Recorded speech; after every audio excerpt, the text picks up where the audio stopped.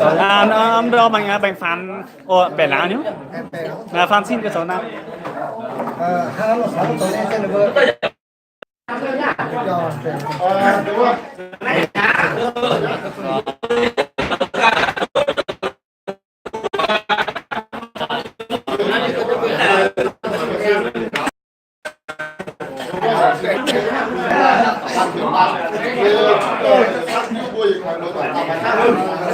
Hai tổ chức con TC cũng mong sao những năm tiếp theo là chúng tôi sẽ khán giả phấn đấu càng đoàn kết hơn nữa, đoàn kết nhiều hơn nữa, vương kết hơn nữa, đoàn kết nhiều hơn nữa, vương tất cả sẽ đạt thành công. Chúc mừng các bạn, chúc anh mạnh khỏe. nhiều cơ mà nhiều giảm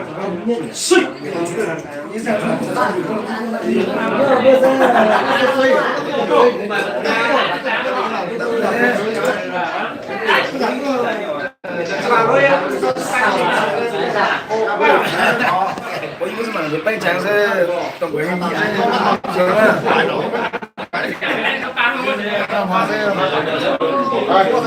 Tiếp theo là mời các anh ngày hội toàn dân đoàn kết một chén. Trong năm thì đã đoàn kết rồi nhưng mà hôm nay là cũng được một chiếc ngày, đó là chiếc ngày hội. Xin quảng cáo, xin công nhận.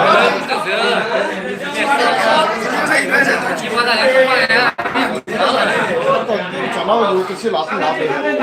Nên đảo qua. Em xin phép là chúc sức khỏe các anh nhân dịp ngày hội toàn dân đoàn kết thì hôm nay là đúng cái ngày luôn là tổ chức cho tất cả các bạn, nhưng mà cũng có một số bạn là không tham gia, nhưng mà tuy nhiên không tham gia không phải không đoàn kết, nhưng mà cũng do sự sắp xếp của người ta là chưa sắp xếp được.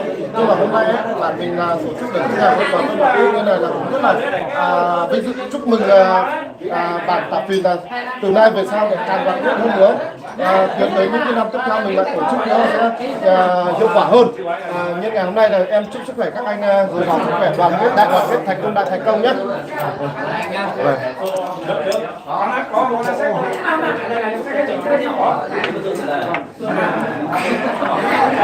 Mà chén đoàn kết là phải uống đẹp nhỉ, nếu mà đã đoàn kết là phải uống đẹp, mà không đoàn kết chắc chắn là nếu mà một số anh em mà bảo là uống thì còn để lại thì chắc chắn là vẫn còn chưa đoàn kết mấy, đúng không? Ê, nó đoàn kết tặng ổ.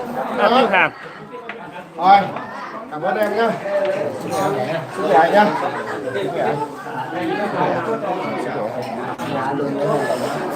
Rồi.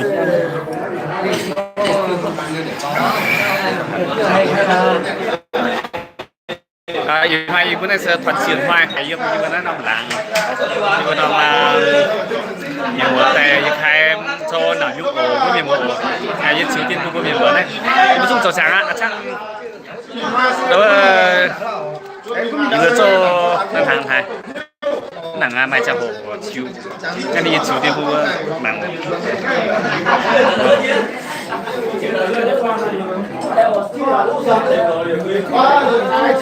miền của miền luôn hai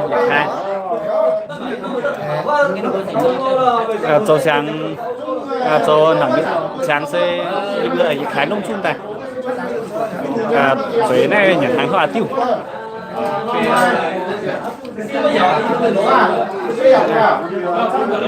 sao mà nhỉ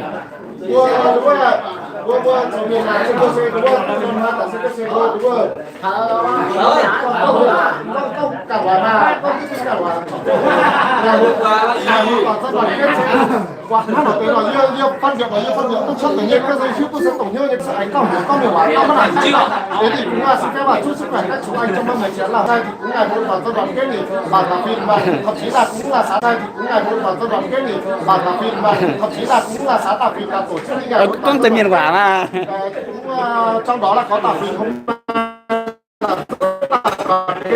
nhân dịp ngày hôm nay là chúc sức khỏe anh ơi này con lại chuyện điều hóa mà đã con cần hỏi con bị hỏi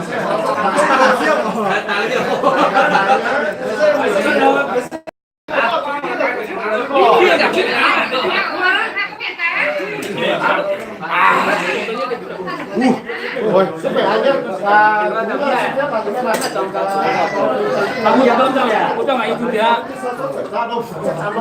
này đúng rồi, nhiều bữa và chăm miền chăm hả nhỉ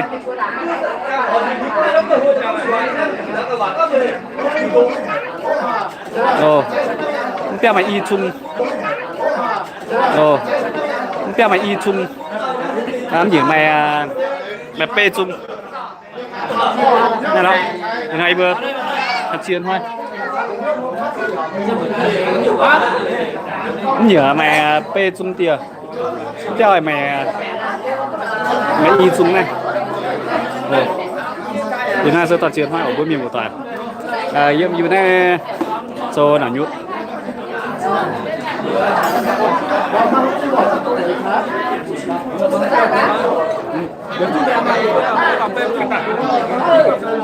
cho chân tiểu thân vào đúng rồi đúng rồi bơi đúng là đang cảnh sát là đúng rồi quan tâm đến người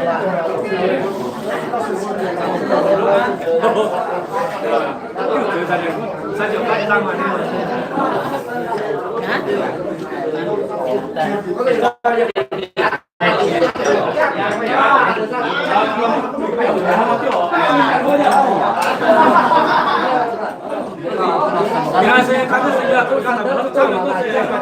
công đó công cương giám đốc đó từ sáng nay mở rồi với cái của tôi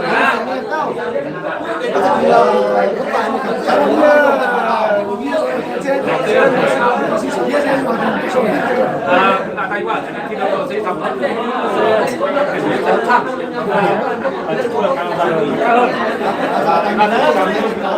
hoàn chiều nhân hai là mảng gió qua đó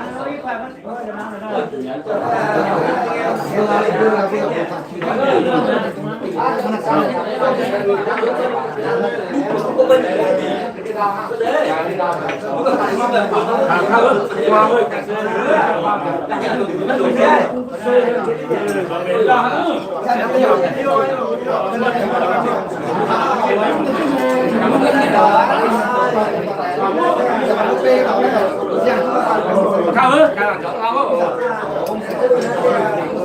anh sao đây anh về đi từ từ về xem nào em ơi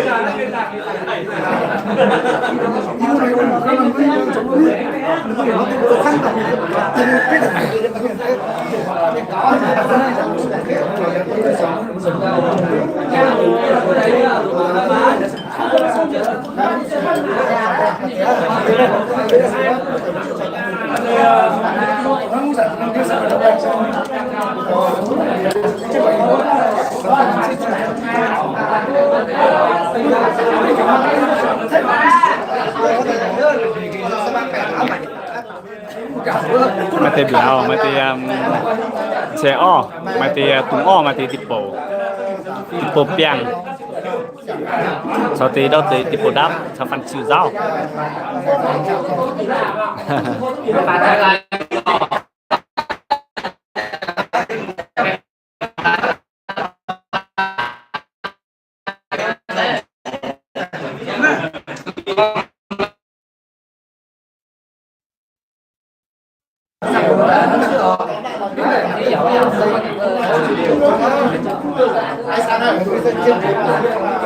cái thằng nó đã mất rồi hai bên có chi chỗ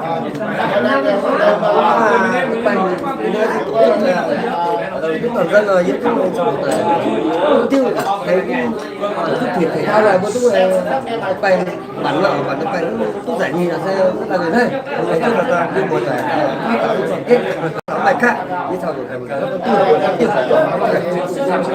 cháu nhỉ chắc là cháu là mà khá bao giờ à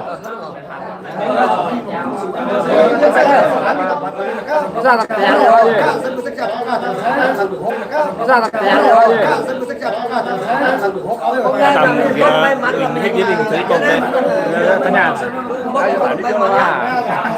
giờ hôm nay đi biểu á cái nào nó cái nào đâu mấy năm rồi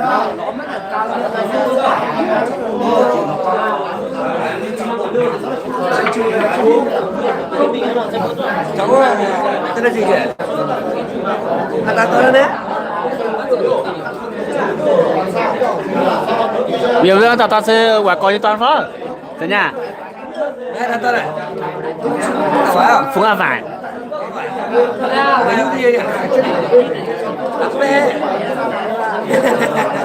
Pùng à ngoài như toàn. Cảm ơn nhé.